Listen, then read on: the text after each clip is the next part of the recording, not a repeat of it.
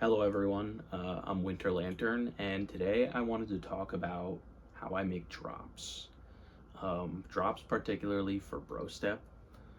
I know it's 2026, so kind of beating a dead horse here with making Brostep, but I like making it, so I wanted to show you how to make a drop like this.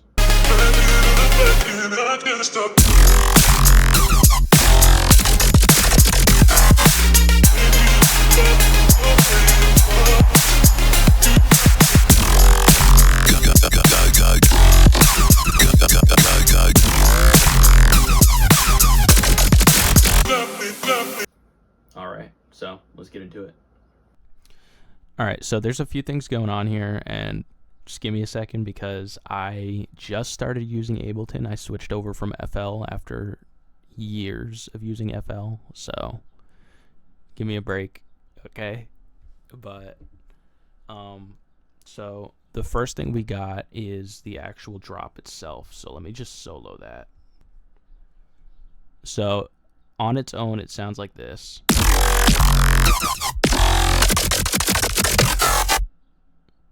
And then it cuts into the more melodic section, and then it comes back like this.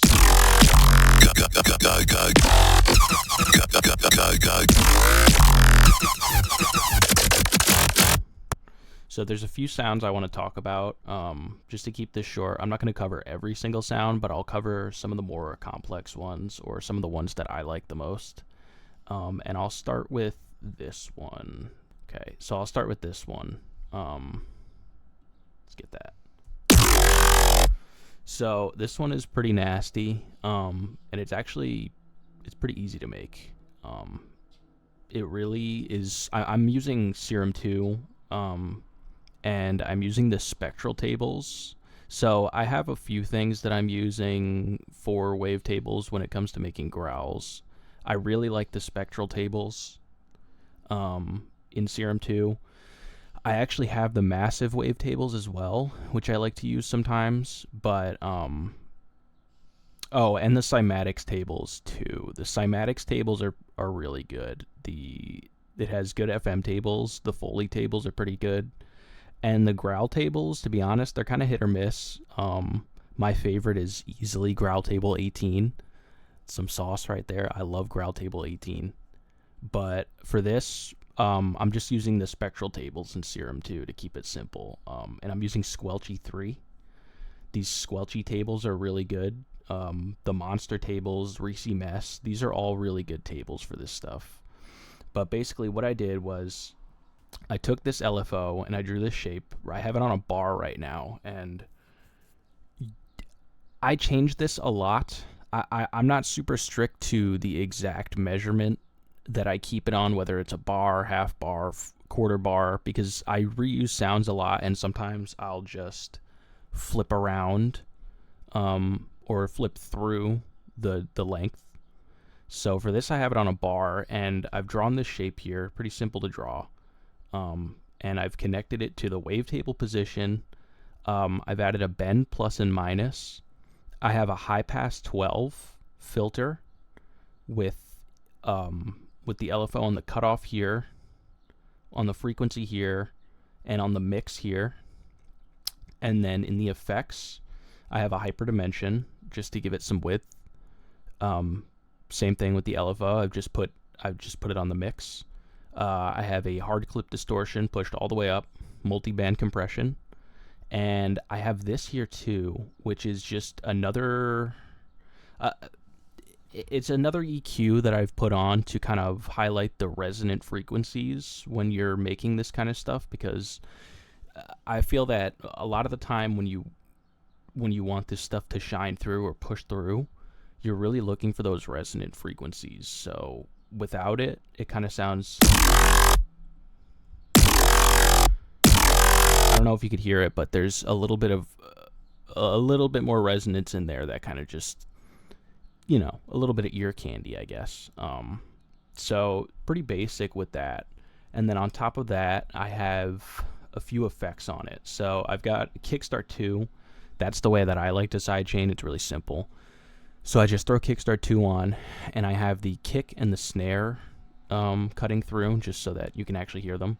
And then I have multiband dynamics here with a bit of like an OTT preset on it. I've EQ'd it so that it cuts out the lows, and I'll show you why I've cut out the lows in a second. And I also have Virtual Riot's Fat Rack on here. This makes a huge difference. Without it, it sounds like this. Which, it still sounds good, but it's missing that meatiness, that punch here. And another thing about this is that probably the most important part for that kind of, that bending frequency, I used to use the Matrix, and I would draw an LFO like this, and I'd put it on, whatever, LFO 2, and then I'd do global main tuning to try to get that bend. But I've honestly found that I prefer to just do mono legato and then give it some porta so that you can actually just place the note and have it bend down to the note like this. Right? Without this, it's kind of like, right? So with the note, it kind of makes that, like that real growl sound. The next sound I wanted to do was, and this one's pretty basic, but I love this so much. So what I've done here is I've used the PWM restricted table, which is an analog table in Serum. I've taken PWM restricted. I've drawn this kind of round shape. I have it on an 8th note right now, and I have a band 12. And this one is, like I said, this one is pretty simple. I just have the LFO on the volume. I have it on the cutoff, along with the resonance decently high. I push the drive up a little bit, and I have the fat at about 50%. And in the effects, I have a downsample at about also 50%, and then a tube distortion around, I don't know, I'd say, 69%. Look at that, 69%. So, and of course, a multiband compressor. You'll basically never see me or probably anyone making sounds like this without throwing at least a little bit of multiband compression on. It's pretty useful. So that makes that classic sound fantastic. I love it so much. And then I want to show you how I make my laser sound. So the laser, this took me a little bit to get, because I just couldn't figure out exactly how to do it. But once I did, it kind of clicked. So you can do this with a lot of different sounds. I think it's best done with simple wavetables or simple shapes. So I just have 2 saw waves here. I have one with some unison, and it's up 2 octaves. And then I have one that's just no unison, and it's down an octave. I'm using the high pass 12, and I gotta be honest, high pass 12, there's a lot of filters you can use, and they all serve different purposes. Right, like there's the high pass 12 filter, there's band notch 12, band pass 12, those are pretty good too. There's the band reject, which is a little more niche. It's harder to always find a use for band reject, but it can be really useful, especially if you combine it with other wavetables. But I really like high pass 12. I find personally that high pass 12 always gets the job done when you're making sure that you're having these the frequency and the cutoff knob meet with their resonance. So for this, again, pretty simple wavetable. I could probably get away with pushing this further and changing the time signature, but it works like this for me. So, I mean, if it works, it works. So I have a pretty basic wavetable here. It's just this little, half dome kind of thing, and then it just flattens out. Normally, because I don't play the full sound, it's usually just that quick. So I have the cutoff at about 50 hertz with this LFO. Frequencies all the way up, and it's just down around the same point where the cutoff resonance would meet it, making that that little peak. And then I have another LFO here, which I believe I'm using, not on the effects. Yes, this one I am using main tuning, just because with this sound, it's not the same as a growl where you want it to bend the same way. So this, just to give it that little bright, pop up in frequency, I think this one works better for using the LFO to main tuning pipeline. So you would just go here, LFO, LFO2, or you could just drag it, and then you would do global, main tuning, and then I have it pretty low, about minus 10%, just to give it, that pew, pew, pew, just, so it goes up. I have a few effects here. I think I have the distortion turned off. Yes, I have the distortion turned off. I can't remember why. Yeah, with the distortion turned on, it's kind of hit or miss. I think in some songs it works better, but for the most part, it doesn't need it. So for this one, I just have multiband compression. I have a hyperdimension. Pretty simple.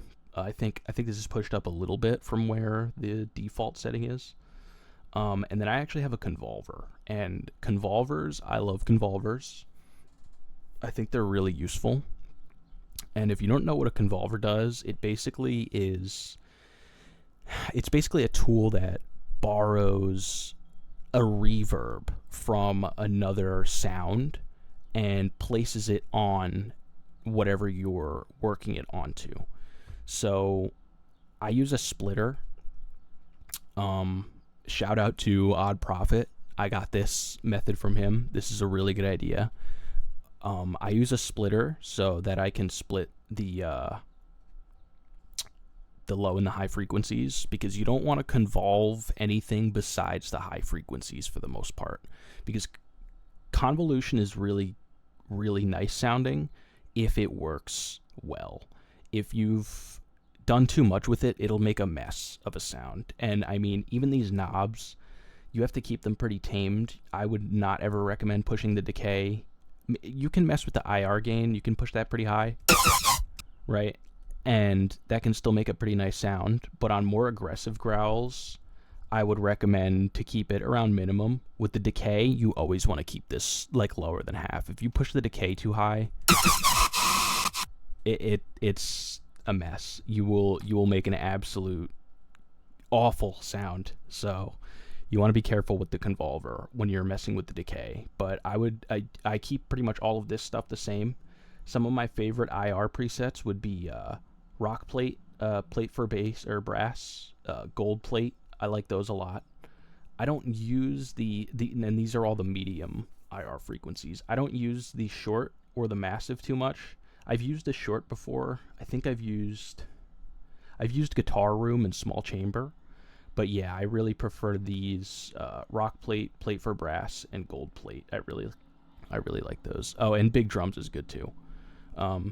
So that just gives it a little bit of space besides for the hyperdimension. The hyperdimension gives it a little bit more thickness, but convolvers give it a little bit more space. And with this specific sound, I also have an EQ just kind of pushing up the highs, just to give it that little bit of extra oomph in the high frequency range. So, together they make that kind of, that good laser sound. Right. So, as I was showing earlier, in all of these sounds, I have the low end cut off. And that is because I do the low end in its own sub.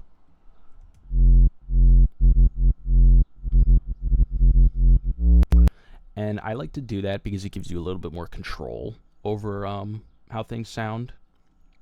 So I just prefer to do it that way. It creates a little less muddiness when you have full control over the bass layer. So I like to take as much bass as I can out of the growls themselves and then combine them with the sub.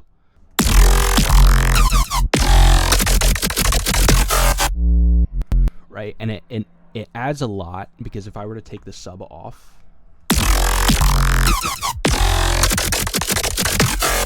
you can kind of hear that space in the low end where it doesn't feel as thick. It feels like it's kind of missing something. and then when you put it back on, it kind of fills it out. So other than that, I have the drum layer, and you don't always want to go super crazy with your drums, but you want to do good enough so that they kind of slap a little bit. So I kind of got this going on.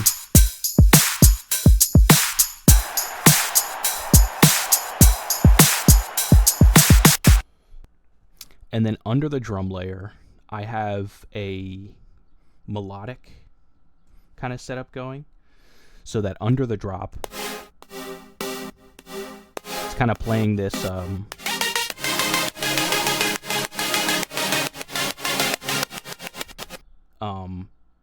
yeah, I really like to try to fill out the underside of a drop with a little bit more if I can. Sometimes it would be just kind of like a crowd chant, because this can add a lot of just background texture to a drop and make it feel more full. But in this case, this is a more melodic song, so I have a pretty basic set of chords that I'll show you how I made. And these are really simple. So I have this, which is the first one, which is just 2 saw waves. This is just a big, I think this is the detuned one, right? Yeah. So I have it's a little bit of a mix, actually. This one, there's a bit of detune on here, and this one's kind of like mid-level detune. So this is just 2 saw waves, really simple. And then in the effects, I have multiband compression. Without multiband compression, you will notice a huge difference with this kind of stuff in particular. Right? And then without, sounds a lot more muddy. So multiband compression, especially with this kind of stuff, these big stacks, that it really goes a long way. And then under that, I have another one, which I believe this one is no detune. Oh, it is detuned, but it's very, very narrow. I think I had a second saw here. I just turned it off. Same deal. I have compressor on here. I have an EQ that I turned off because originally this was another sound that I was working with. I can actually just get rid of this. That wasn't working, so sometimes you end up tinkering with some stuff and it just doesn't work out. So that's kind of what I did with this. I kind of just went more basic because I was using I was using a different wave table, and I just was finding that it wasn't really landing well. So I went back to the saw. I gave this one a little bit of hyperdimension on top of the detune, and I feel like it gives it a little bit more of a meaty, thick sound while keeping the actual band narrow. Right, so that gives it kind of like a nice big feel when you put those together.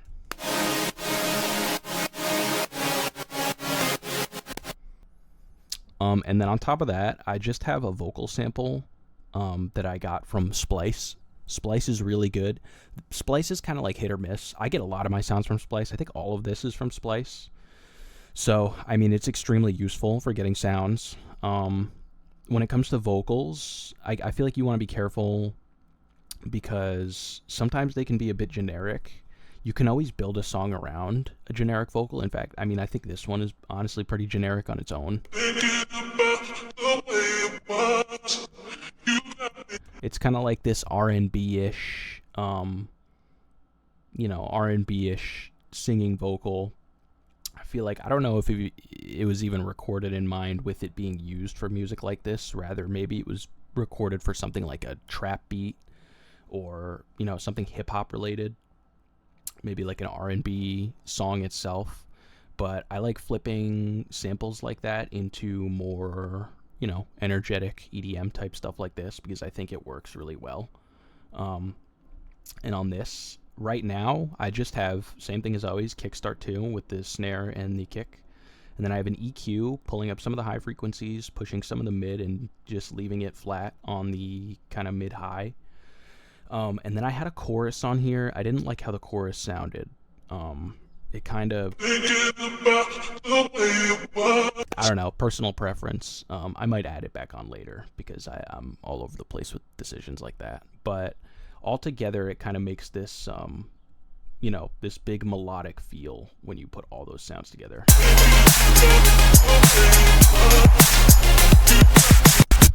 So yeah, I mean, altogether, it's pretty simple. I don't want this video to be like stupid long. So yeah, I mean, that's how I go about making it drop, or at least making some of the sounds to make it drop. So if you like the video, drop a like below, subscribe. Let me know what you would do differently, or if there's anything you want me to show you, or any advice you have for me even. I'm always open to, advice, criticism, whatever it is. So yeah, thanks for watching, and peace out, guys.